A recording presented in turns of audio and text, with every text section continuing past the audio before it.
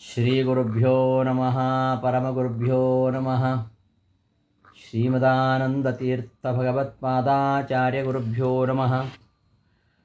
ಆಪಾದಮೌಳಿಪರ್ಯಂతం ಗುರುಣಾಂ ಆಕೃತಿಂ ಸ್ಮರೇತ್. ತೇನ ವಿಘ್ನಾಃ ಪ್ರಣಶ್ಯಂತಿ ಸಿದ್ಧ್ಯಂತಿ ಚ ಮನೋರಥಾಃ. ಸಾಕ್ಷಾತ್ ಶ್ರೀ ಹಂಸನಾಮಕ ಪರಮಾತ್ಮನಿಂದ ಅವಿಚ್ಛಿನ್ನವಾಗಿ ನಡೆದು ಬಂದಂತಹ ಸತ್ಪರಂಪರೆಯಲ್ಲಿ ವಿರಾಜಮಾನರಾಗಿರ್ತಕ್ಕಂತಹ ಜಗದ್ಗುರು ಶ್ರೀ ಮಧ್ವಾಚಾರ್ಯರ ಪಟ್ಟದ ಶಿಷ್ಯರಾಗಿರತಕ್ಕಂತಹ ಪದ್ಮನಾಭ ತೀರ್ಥರು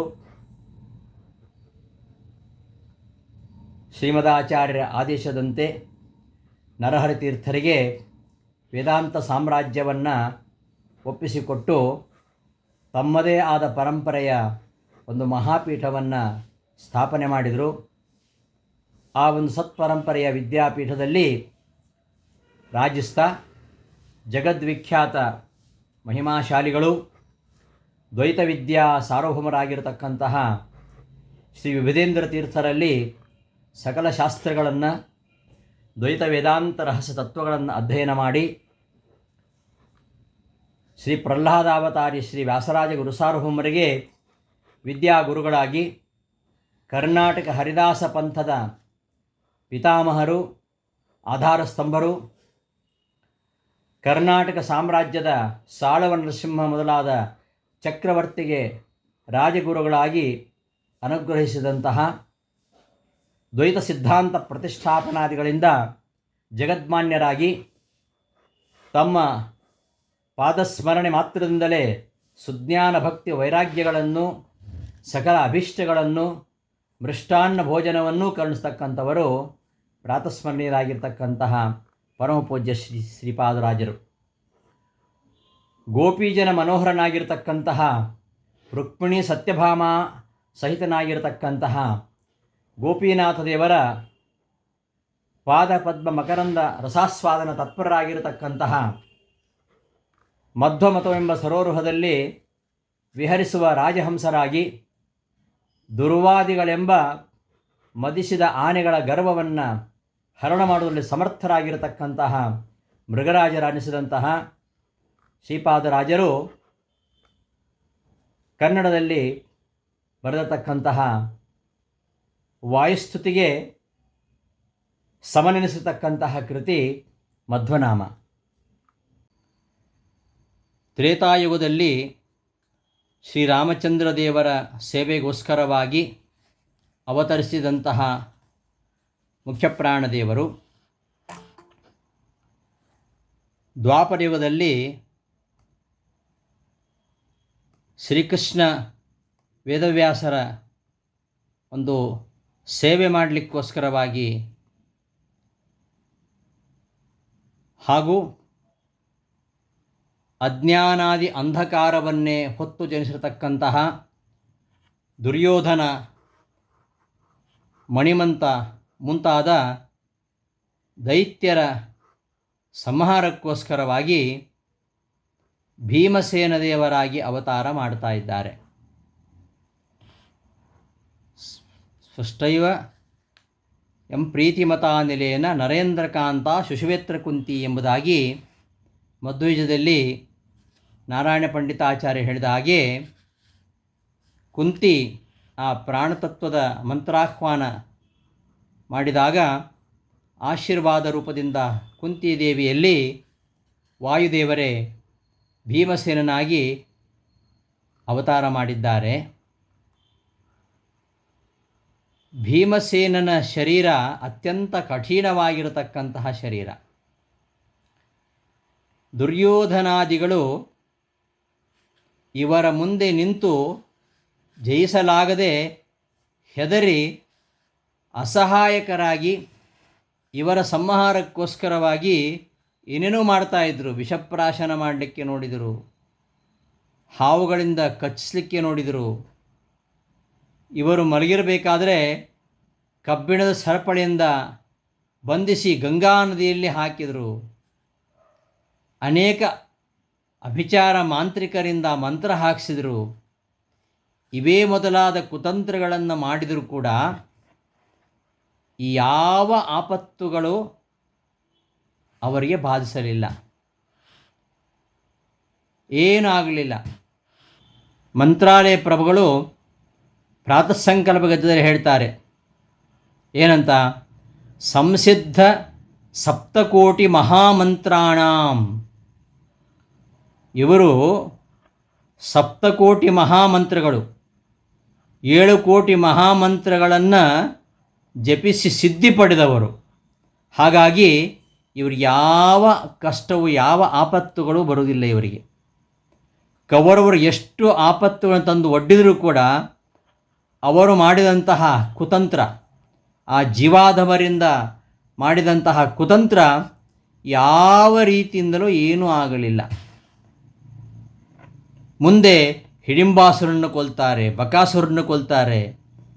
ತಮ್ಮ ಪ್ರತಿಯೊಂದು ಕಾರ್ಯಗಳನ್ನು ಕೂಡ ಪರಮಾತ್ಮ ಪ್ರೀತ್ಯರ್ಥವಾಗಿ ಮಾಡ್ತಾ, ಲೋಕ ಶಿಕ್ಷಣಾರ್ಥವಾಗಿ ನಿಜವಾದ ಸಾಧಕರಿಗೆ ಪರಮಾತ್ಮನನ್ನು ಸ್ವದೇಹದಲ್ಲೇ ಕಾಣಲಿಕ್ಕೆ, ಅರ್ಥಾತ್ ಅಪರೋಕ್ಷ ಜ್ಞಾನವನ್ನು ಹೊಂದಲಿಕ್ಕೆ ಎರಡನೇ ಮೆಟ್ಟಲು ಯಾವುದು ಅಂದರೆ ಅದು ಜ್ಞಾನಯೋಗ. ಕರ್ಮಯೋಗ ಮೊದಲನೇ ಮೆಟ್ಟಲು, ಜ್ಞಾನಯೋಗಕ್ಕೆ ಕರ್ಮಯೋಗ ಮೊದಲನೇ ಮೆಟ್ಟಲು, ಜ್ಞಾನಯೋಗ ಎರಡನೇ ಮೆಟ್ಟಲು. ಇದನ್ನು ತೋರಿಸಿಕೊಟ್ಟವರು. ಕರ್ಮಯೋಗ ರಹಿತವಾಗಿರತಕ್ಕಂತಹ ಜ್ಞಾನ ಅಥವಾ ಭಕ್ತಿ, ದಾನಾದಿಗಳು, ವೃತ ನಿಯಮಾದಿಗಳು ಅವು ಯಾವುವು ಸಹಾಯಕ್ಕೆ ಬರಲ್ಲ. ಕರ್ಮಯೋಗ ರಹಿತವಾಗಿರತಕ್ಕಂತಹ ಜ್ಞಾನ ಭಕ್ತಿಯೋಗ, ದಾನಾದಿ ವೃತ ನಿಯಮಗಳು ಇವು ಯಾವುವು ಜ್ಞಾನಯೋಗಕ್ಕೆ ಸಾಧನ ಆಗೋದಿಲ್ಲ ಅಂತ ಕರ್ಮಯೋಗಕ್ಕೆ ಸಂಬಂಧಿಸಿದಂತೆ ರಾಜಸೂಯ ಯಾಗವನ್ನು ಮಾಡಿದರು. ಆಮೇಲೆ ಅರಣ್ಯದಲ್ಲಿರತಕ್ಕಂತಹ ದುಷ್ಟರಾದ, ಅನಾದಿ ಕಾಲದಿಂದಲೂ ದ್ವೇಷ ಮಾಡ್ತಾ ಇರತಕ್ಕಂತಹ ಮಣಿಮಂತ ಮೊದಲಾದ ದೈತ್ಯರನ್ನು ಸಂಹಾರ ಮಾಡಿದರು. ಕೀಚಕ, ದುರ್ಯೋಧನಾದಿ 100 ಜನರನ್ನು ಸಂಹಾರ ಮಾಡಿದರು.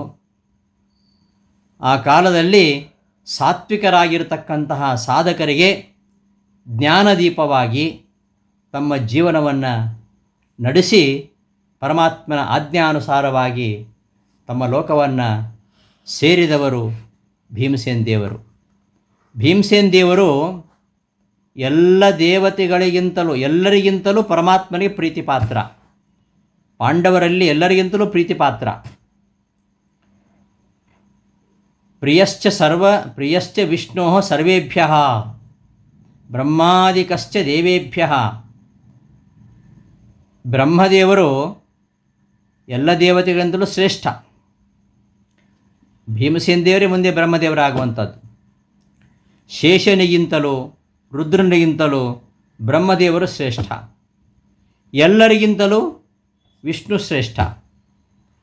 ಈ ಭೀಮಸೇನ ದೇವರು ಎಲ್ಲ ದೇವತೆಗಳಿಂತಲೂ ಶ್ರೇಷ್ಠರಾದ್ದರಿಂದ ಅವರು ಪರಮಾತ್ಮನಿಗೆ ಅತ್ಯಂತ ಪ್ರೀತಿಪಾತ್ರರಾಗಿರ್ತಕ್ಕಂಥವರು.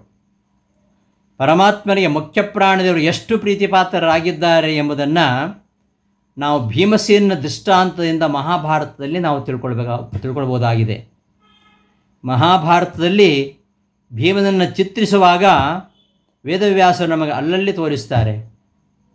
ಮುಖ್ಯ ಪ್ರಾಣದೇವರೇ ಎಲ್ಲರಿಗಿಂತಲೂ ಪರಮಾತ್ಮನಿಗೆ ಪ್ರೀತಿಪಾತ್ರರಾಗಿರ್ತಕ್ಕಂಥವರು. ಹಿಂದೆ ಹನುಮದ ಅವತಾರದಲ್ಲಿಯೂ ನಾನು ಹೇಳಿದ್ದೇನೆ, ಮುಖ್ಯ ಪ್ರಾಣದೇವರೇ ಪರಮಾತ್ಮನಿಗೆ ಅತ್ಯಂತ ಪ್ರೀತಿಪಾತ್ರರಾದವರು. ಅದನ್ನು ಕಾರಣ ಸಹಿತವಾಗಿ ಭೀಮಸೇನನ ಅವತಾರದಲ್ಲಿಯೂ ಕೂಡ ನಾವು ಕಾಣಬಹುದು. ಈ ಮುಖ್ಯ ಪ್ರಾಣದೇವರು, ಅವರು ಭಾವಿ ಬ್ರಹ್ಮ, ಮುಂದೆ ಬ್ರಹ್ಮದೇವರು, ಅವರೇ ಎಲ್ಲ ದೇವತೆಗಳಿಗಿಂತಲೂ ಶ್ರೇಷ್ಠ ಎಂಬುದನ್ನು ವೇದವ್ಯಾಸರು ಮಹಾಭಾರತದಲ್ಲಿ ಅಲ್ಲಲ್ಲಿ ತೋರಿಸಿಕೊಡ್ತಾರೆ. ಈ ಭಾವಿ ಬ್ರಹ್ಮನಾಗಿರತಕ್ಕಂತಹ ಭೀಮ ಅಶ್ವತ್ಥಾಮನಿಗೆ ಮುಖಭಂಗ ಮಾಡತಕ್ಕಂತಹ ಪ್ರಸಂಗ ಬರುತ್ತೆ. ಅಶ್ವತ್ಥಾಮ ರುದ್ರನ ಅಂಶ. ಅಂತಹ ಅಶ್ವತ್ಥಾಮನನ್ನು ಭಂಗಗೊಳಿಸುವ ಮೂಲಕವಾಗಿ ರುದ್ರನಿಗಿಂತಲೂ ಮುಖ್ಯಪ್ರಾಣ ಶ್ರೇಷ್ಠ ಅಂತ ತೋರಿಸ್ಕೊಟ್ಟಿದ್ದಾರೆ. ಇನ್ನು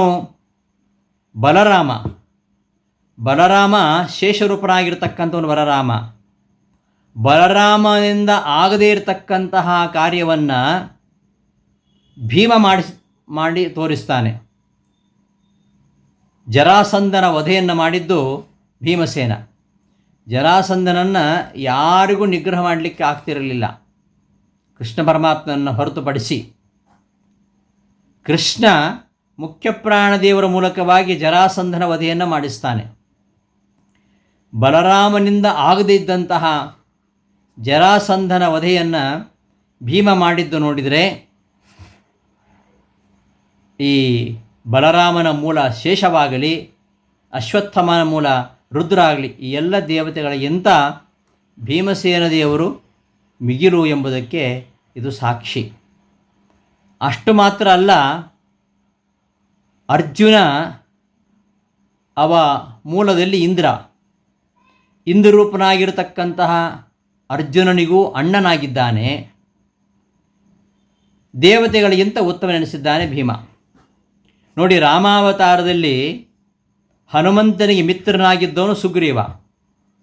ಆ ಹನುಮಂತನ ಮಿತ್ರನಾಗಿದ್ದಂತಹ ಸುಗ್ರೀವ ದ್ವಾಪರದಲ್ಲಿ ಕರ್ಣನಾಗಿ ಜನಿಸಿದರೂ ಕೂಡ ಅವನನ್ನು ಶ್ರೀಕೃಷ್ಣ ಕೊಲ್ಲಿಸಿದ.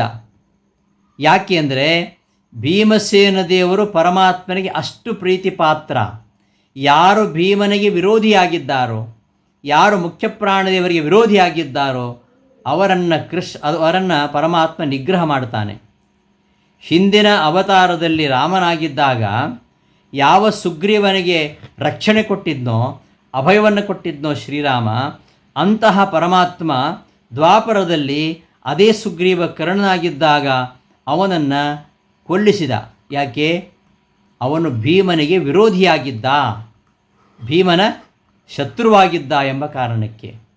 ಹೀಗೆ ಸುಗ್ರೀವ ಅವನು ಸೂರ್ಯ, ಆ ಸೂರ್ಯನೇ ಕರ್ಣ. ಆ ಕರ್ಣನನ್ನು ನಿಗ್ರಹಿಸುವ ಮೂಲಕವಾಗಿ ಕರ್ಣನನ್ನು ಸಂಹಾರ ಮಾಡಿರತಕ್ಕಂತಹ ಅರ್ಜುನನಿಗೆ ಅಣ್ಣನಾಗಿ ಆ ಇಂದ್ರನಿಗಿಂತಲೂ ಸೂರ್ಯನಿಗಿಂತಲೂ ಮುಖ್ಯಪ್ರಾಣದೇವರು ಪರಮಾತ್ಮನಿಗೆ ಅತ್ಯಂತ ಪ್ರೀತಿ ಪಾತ್ರರಾಗಿದ್ದಾರೆ, ಶ್ರೇಷ್ಠರಾಗಿದ್ದಾರೆ ಅಂತ ತಿಳ್ಕೊಳ್ಬೋದು. ಹಿಂದೆ ತನ್ನಿಂದಲೇ ಹತನಾಗಿರ್ತಕ್ಕಂಥವನು ವಾಲಿ. ಅಂತಹ ವಾಲಿ ಅರ್ಜುನನಾಗಿ ಹುಟ್ಟಿದರೂ ಕೂಡ ಅವನನ್ನು ಕಾಪಾಡಿದ. ಯಾಕೆ? ಇದು ಭೀಮನಿಗೋಸ್ಕರವಾಗಿ ಮಾಡಿರುವಂಥದ್ದು. ಭೀಮ ಇದ್ದ ಕಡೆ ಯಾರಿರ್ತಾರೆ? ಹನುಮನಿದ್ದ ಕಡೆ ಯಾರಿರ್ತಾರೆ? ಅವರು ಪರಮಾತ್ಮನಿಗೆ ಪ್ರೀತಿ ಪಾತ್ರರಾಗ್ತಾರೆ.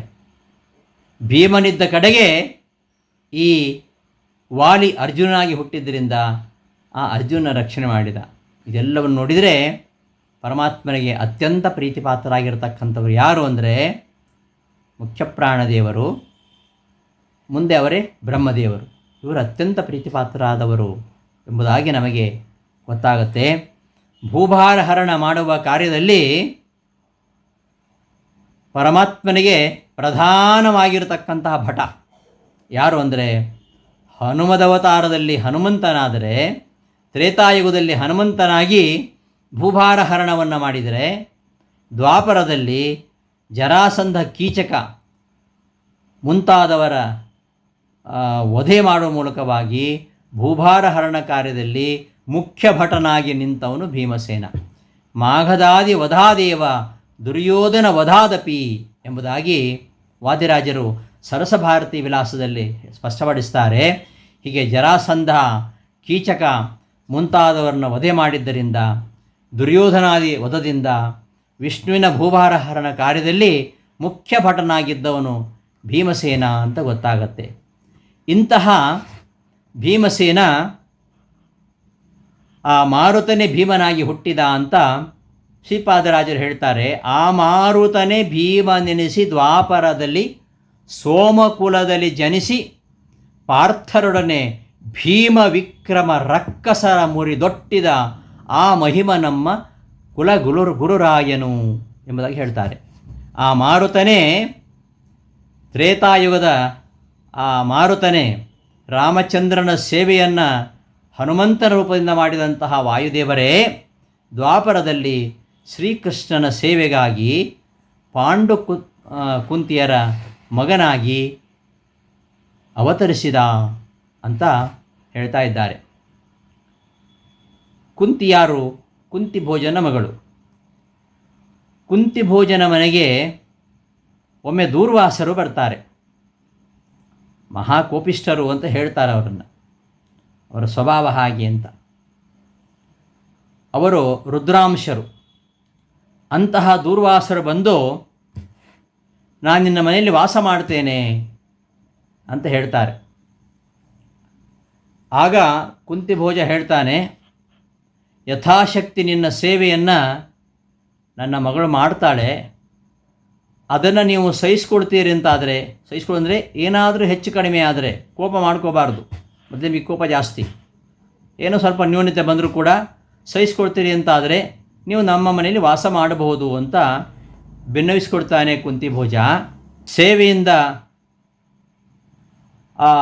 ಸಂತುಷ್ಟರಾಗ್ತಾರೆ.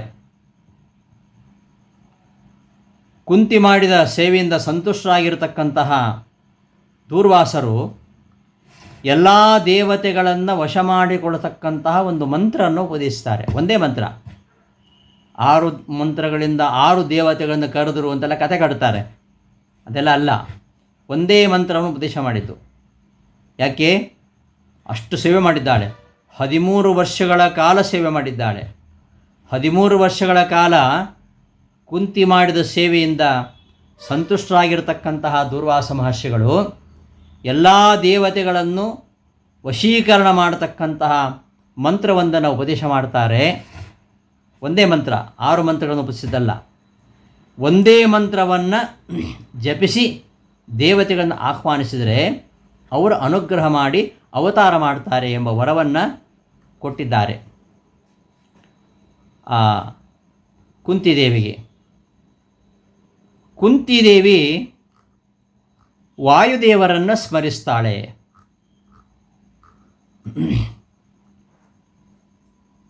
ವಾಯುದೇವರನ್ನು ಯಾಕೆ ಸ್ಮರಿಸ್ತಾಳೆ? ಬೇರೆ ದೇವತೆಗಳನ್ನು ಯಾಕೆ ಸ್ಮರಿಸುವುದಿಲ್ಲ? ವಾಯುದೇವರನ್ನೇ ಯಾಕೆ ಸ್ಮರಿಸ್ತಾಳೆ ಅಂತಂದರೆ, ವಾಯುದೇವರು ಅತ್ಯಂತ ಬಲಿಷ್ಠರಾಗಿರ್ತಕ್ಕಂಥವರು, ಅತ್ಯಂತ ಬಲಿಷ್ಠರಾಗಿರ್ತಕ್ಕಂತಹ ವ್ಯಕ್ತಿ ವಾಯುದೇವರು.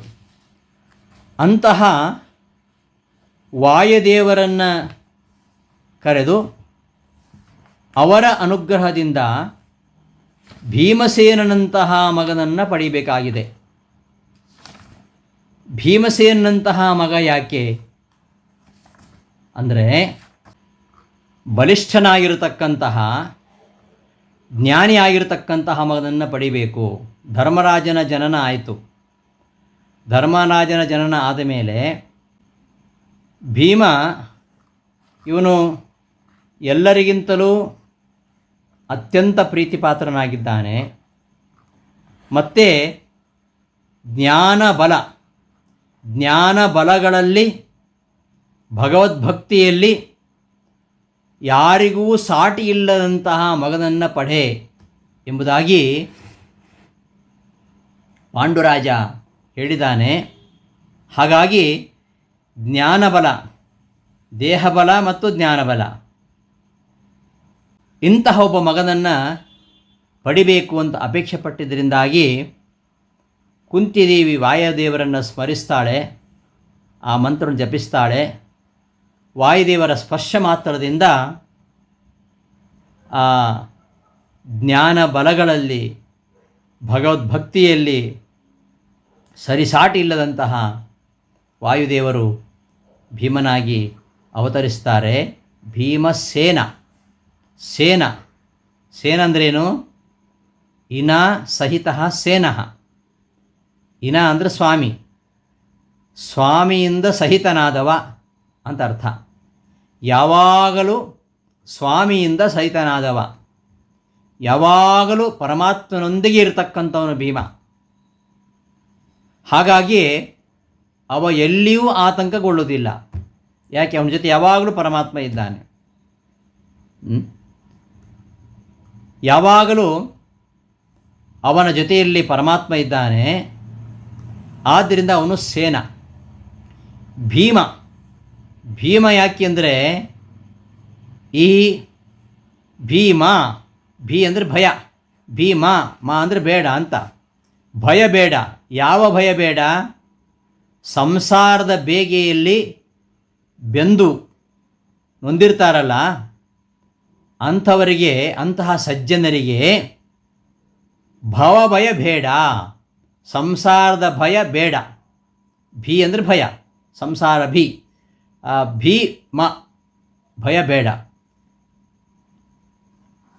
ಯಾವುದೇ ಭಯವಿಲ್ಲದಂತೆ ಕಾಪಾಡತಕ್ಕಂಥವನು ಭೀಮ. ಆದ್ದರಿಂದ ಅವನು ಭೀಮ ಯಾವಾಗಲೂ ಪರಮಾತ್ಮನ ಜೊತೆ ಇದ್ದಾನೆ. ವಾಯುದೇವರು ಪರಮಾತ್ಮನ ನೆರಳಿನ ಹಾಗೆ, ಪುರುಷನನ್ನು ನೆರಳು ಹೇಗೆ ಅನುಸರಿಸ್ಕೊಂಡು ಹೋಗ್ತದೋ ಹಾಗೆ ಯಾವಾಗಲೂ ಪರಮಾತ್ಮ ಜೊತೆ ವಾಯುದೇವರು ಇರ್ತಾರೆ. ಆದ್ದರಿಂದ ಅವನು ಭೀಮಸೇನ. ಭೃತಮೋ ಭೀಮ ಇತ್ಯುಕ್ತಃ ವಾಚೋ ಮಾತರಸ್ಮೃತಾಃ ಋಗಾದ್ಯಾ ಇತಿಹಾಸಶ್ಚ ಪುರಾಣಂ ಪಂಚರಾತ್ರಕಂ ಪ್ರೋಕ್ತಾಃ ಸಪ್ತ ಶಿವಾಸ್ತತ್ರ ಶಯೋ ಭೀಮಸ್ತತಸ್ಮೃತಃ ನಿತ್ಯ ಆಶಯೇ ದ್ವಿತೀಯಮ ಸಪ್ತಶಿವಾಸು ಮಾತೃಷು. ತೈತ್ತಿರೀಯ ಉಪನಿಷತ್ತಿನಲ್ಲಿ ಹಾಗೂ ಬಳಿತ್ಥಾ ಸೂಕ್ತದಲ್ಲಿ ಈ ಮಾತುಗಳು ಬರ್ತವೆ. ಋಗ್ವೇದಾದಿ 4 ವೇದಗಳು, ಆಮೇಲೆ ಋಗಾದ್ಯಾಹ ಇತಿಹಾಸ ಅಂದರೆ ರಾಮಾಯಣ ಮಹಾಭಾರತ, ಪುರಾಣ, ಪಂಚರಾತ್ರ, ಇವೆಲ್ಲ ಮಂಗಳಕರವಾಗಿರತಕ್ಕಂತಹ ವಿದ್ಯೆಗಳು. ಋಗಾದಿ 4 ವೇದಗಳು, ಇತಿಹಾಸ, ಪುರಾಣ, ಪಂಚರಾತ್ರ, ಈ 7 ಪ್ರೋಕ್ತಾಃ ಸಪ್ತಶಿವಾಃ, ಈ 7 ಅತ್ಯಂತ ಪವಿತ್ರವಾಗಿರತಕ್ಕಂತಹ ವಿದ್ಯೆಗಳು, ಮಂಗಳಕರವಾಗಿರತಕ್ಕಂತಹ ವಿದ್ಯೆಗಳು. ಈ ಎಲ್ಲ ವಿದ್ಯೆಗಳಲ್ಲಿ ಶಯಃ ಭೀಮಸ್ತತಸ್ಮೃತಃ, ಈ 7 ವಿದ್ಯೆಗಳಲ್ಲಿ ಯಾವಾಗಲೂ ತಲ್ಲೀನರಾಗಿ ಭಗವಂತನ ಗುಣಾನುಸಂಧಾನವನ್ನು ಮಾಡ್ತಾ ಇರ್ತಾರೆ ಎಂಬ ಕಾರಣಕ್ಕೆ ಇವರಿಗೆ ಭೀಮ ಅಂತ ಹೇಳೋದು ಅಂತ ತೈತ್ತಿರೀಯ ಉಪನಿಷತ್ತು ಹೇಳುತ್ತೆ. ಭೀಮ ಅಂತ. ಅಷ್ಟು ಮಾತ್ರ ಅಲ್ಲ, ಸಂಸಾರದ ಬೇಗೆಯಲ್ಲಿ ಬಳಲಿದಂತಹ ಸಜ್ಜನರಿಗೆ ಭೀಮ ಭಯ ಬೇಡ, ಭಯವನ್ನು ಪರಿಹಾರ ಮಾಡ್ತಕ್ಕಂಥವರು. ಅಂತಹ ಭೀಮಸೇನನಾಗಿ ವಾಯುದೇವರು ಕುಂತಿಯಲ್ಲಿ ಅವತಾರ ಮಾಡ್ತಾರೆ. ಸೋಮ ಆಮಾರುತನೆ ಭೀಮ ನೆನೆಸಿ ದ್ವಾಪರದಲ್ಲಿ ಸೋಮಕುಲದಲ್ಲಿ ಜನಿಸಿ ಪಾರ್ಥರೊಡನೆ, ಸೋಮಕುಲ ಚಂದ್ರಕುಲದಲ್ಲಿ ಜನಿಸಿದ್ದಾರೆ. ವಾಯುದೇವರು ಸಾಕ್ಷಾತ್ ಭೀಮಸೇನ ದೇವರು. ಅಷ್ಟು ಮಾತ್ರ ಅಲ್ಲ, ಪಾರ್ಥರೊಡನೆ ಜನಿಸಿ ಅಂತ ಹೇಳ್ತಾ ಇರೋದು. ಸೋಮಕುಲದಲ್ಲಿ ಪಾರ್ಥರೊಡನೆ ಜನಿಸಿ ಪಾಂಡವರೊಂದಿಗೆ ಜನಿಸಿ ಅಂದರೆ ಏನರ್ಥ ಅಂದರೆ, ಸಾಕ್ಷಾತ್ ವಾಯುದೇವರು ಭೀಮನಾಗಿ ಅವತಾರ ಮಾಡಿದ್ದಾರೆ. ಉಳಿದ ಎಲ್ಲ 4ರಲ್ಲಿಯೂ ಕೂಡ ಆವಿಷ್ಟರಾಗಿದ್ದಾರೆ. ಪಾರ್ಥರೊಡನೆ ಜನಿಸಿದ್ದಾರೆ ಅಂದರೆ ಒಟ್ಟಿಗೆ ಹುಟ್ಟಿದ್ದಾರೆ ಅಂತ ಅರ್ಥ ಅಲ್ಲ. ಎಲ್ಲ ಸಹೋದರರಲ್ಲಿ ಅವರು ಆವಿಷ್ಟರಾಗಿದ್ದಾರೆ. ಅದರಲ್ಲಿಯೂ ಅರ್ಜುನನಲ್ಲಿ ವಿಶೇಷವಾಗಿ ಆವಿಷ್ಟರಾಗಿದ್ದಾರೆ. ಧರ್ಮರಾಜನಲ್ಲಿ ಸೌಮ್ಯ ರೂಪದಿಂದ ಆವಿಷ್ಟರಾಗಿದ್ದಾರೆ. ಅರ್ಜುನನಲ್ಲಿ ವೀರ ರೂಪದಿಂದ ಆವಿಷ್ಟರಾಗಿದ್ದಾರೆ. ನಕುಲ ಸಹದೇವರಲ್ಲಿ ಈ ಶೃಂಗಾರ ರೂಪದ ಕೋಮಲ ಶರೀರದಿಂದ ಆವಿಷ್ಟರಾಗಿದ್ದಾರೆ. 4ನೇ ಮಗ ನಕುಲ. 4ನೇ ಮಗನನ್ನು ಪಾಂಡು ಬಯಸಿದಾಗ ಹುಟ್ಟಿದವನು ನಕುಲ. ಈ ನಕುಲ ಅವನು ನಕುಲನಲ್ಲಿ ಮತ್ತು ಸಹದೇವನಲ್ಲಿ, ನಕುಲನಲ್ಲಿ ಶೃಂಗಾರ ರೂಪದಿಂದ ಆವಿಷ್ಟರಾಗಿದ್ದಾರೆ. ಹಾಗಾಗಿ ನಕುಲ ತುಂಬ ಚೆಂದ ಇದ್ದ. ನಕುಲನಲ್ಲಿ ಶೃಂಗಾರ ರೂಪದಿಂದ ಆವಿರ್ಭವಿಸಿದ್ದಾರೆ. ಸಹದೇವನಲ್ಲಿ ಸುನೀತಿ ರೂಪದಿಂದ ವಾಯುದೇವರು ಪ್ರವೇಶ ಮಾಡಿದ್ದಾರೆ. ಹೀಗೆ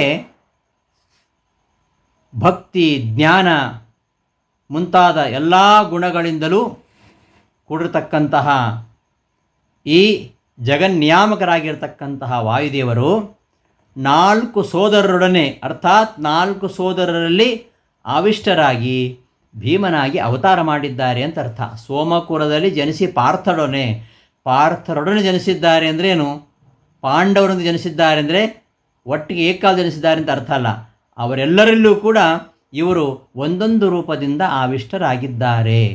ಒಬ್ಬನಲ್ಲಿ ಸೌಮ್ಯ ರೂಪದಿಂದ, ಒಬ್ಬನಲ್ಲಿ ವೀರ ರೂಪದಿಂದ, ಮತ್ತೊಬ್ಬನಲ್ಲಿ ಶೃಂಗಾರ ರೂಪದಿಂದ, ಮತ್ತೊಬ್ಬನಲ್ಲಿ ಸುನೀತ ರೂಪದಿಂದ ಇವರು ಆವಿಷ್ಟರಾಗಿ ತಾವು ಎಲ್ಲ ಗುಣಗಳಿಂದ, ಭಕ್ತಿ, ಜ್ಞಾನ, ಬಲ ಮುಂತಾದ ಗುಣಗಳಿಂದ ಕೂಡಿ ಭೀಮರಾಗಿ ಅವತಾರ ಮಾಡಿದ್ದಾರೆ.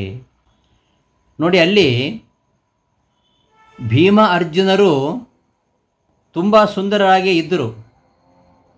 ತುಂಬ ಸುಂದರರಾಗಿ ಇದ್ದರೂ ಕೂಡ ಅವ್ರನ್ನ ಯಾರು ಸುಂದರರು ಅಂತ ಹೇಳ್ತಿರಲಿಲ್ಲ. ಭೀಮಾರ್ಜುನರು ಹುಟ್ಟಿದ ಮೇಲೆಯೇ ನಕುಲ ಸಹದೇವರು ಹುಟ್ಟಿದ್ದು.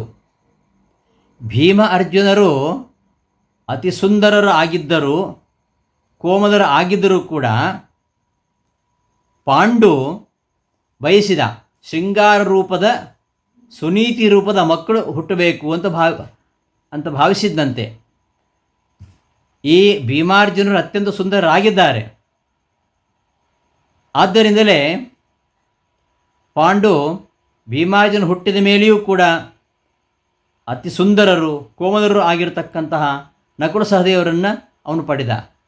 ಯಾಕೆಂದರೆ ವಾಸ್ತವವಾಗಿ ಭೀಮಸೇನ ದೇವರು ತುಂಬ ಸುಂದರರು. ಅವರ ರೂಪ ಬಹಳ ಮನೋಹರ. ಸಾಕ್ಷಾತ್ ವಾಯುದೇವರು. ಅವರು 32 ಲಕ್ಷಣೋಪೇತರಾಗಿರ್ತಕ್ಕಂಥವರು. ಸೂಕ್ಷ್ಮ ದೃಷ್ಟಿ ಉಳ್ಳಂಥವರಿಗೆ ಗೊತ್ತಾಗುತ್ತೆ ಭೀಮಸೇನ ದೇವರು ಎಷ್ಟು ಚೆಂದ ಇದ್ದರು ಅಂತ. ಆದರೆ ಲೌಕಿಕರಿಗೆ ಗೊತ್ತಾಗೋದಿಲ್ಲ ಅದು.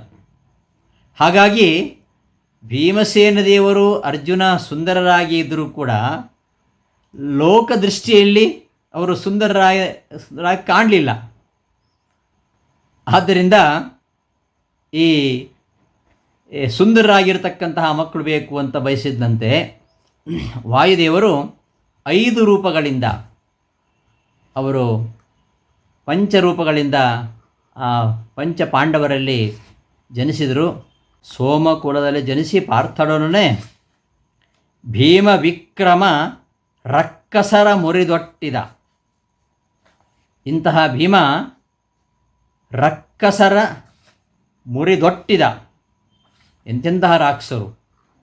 ಭೀಮಸೇನ ದೇವರು ಎಂತೆಂತಹ ರಾಕ್ಷಸನ್ನ ಸಂಹಾರ ಮಾಡ್ತಾರೆ. ಬಾಲ್ಯದಲ್ಲಿಯೇ ಅವ ಆನೆ ಸಿಂಹಗಳ ಜೊತೆಗೆ ಆಟವಾಡ್ತಾ ಇದ್ದಂತೆ.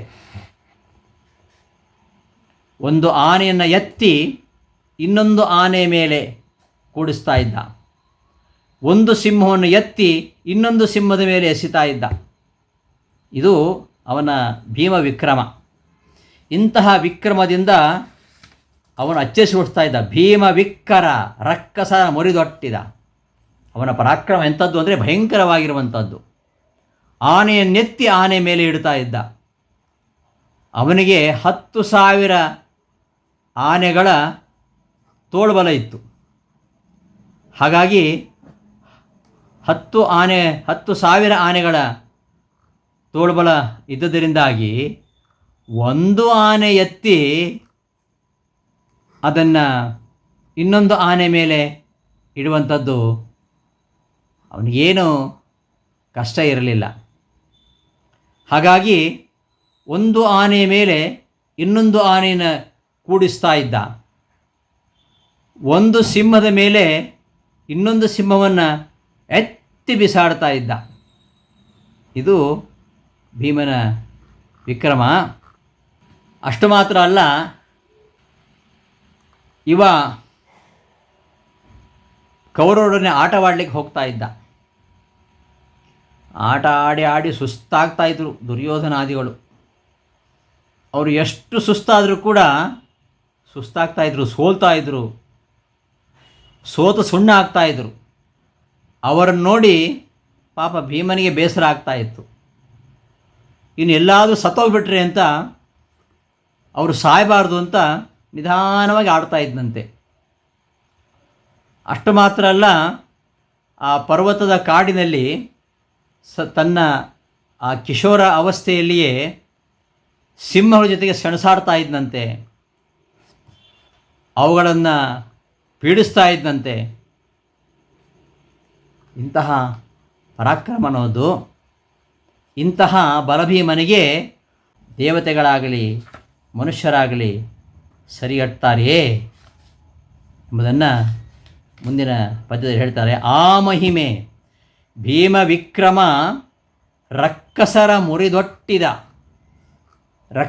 ಮುರಿದೊಟ್ಟಿದ. ಎಂತೆಂತಹ ರಾಕ್ಷಸರನ್ನು ಸಂಹಾರ ಮಾಡ್ತಾನೆ ಭೀಮ. ಮುಂದೆ ಅದನ್ನು ನಾವು ನೋಡ್ತೇವೆ. ಅಂತಹ ಆ ಮಹಿಮೆ ನಮ್ಮ ಕುಲರಾಯ, ಅಂತಹ ಮಹಿಮೆ ನಮ್ಮ ರಾಯನದ್ದು, ಅರ್ಥಾತ್ ಭೀಮಸೇನ ದೇವರದ್ದು, ನಮ್ಮ ವಾಯುದೇವರ ಒಂದು ಮಹಿಮೆ ಅಂಥದ್ದು ಎಂಬುದಾಗಿ ಇಲ್ಲಿ ನಿರೂಪಣೆ ಮಾಡ್ತಾರೆ.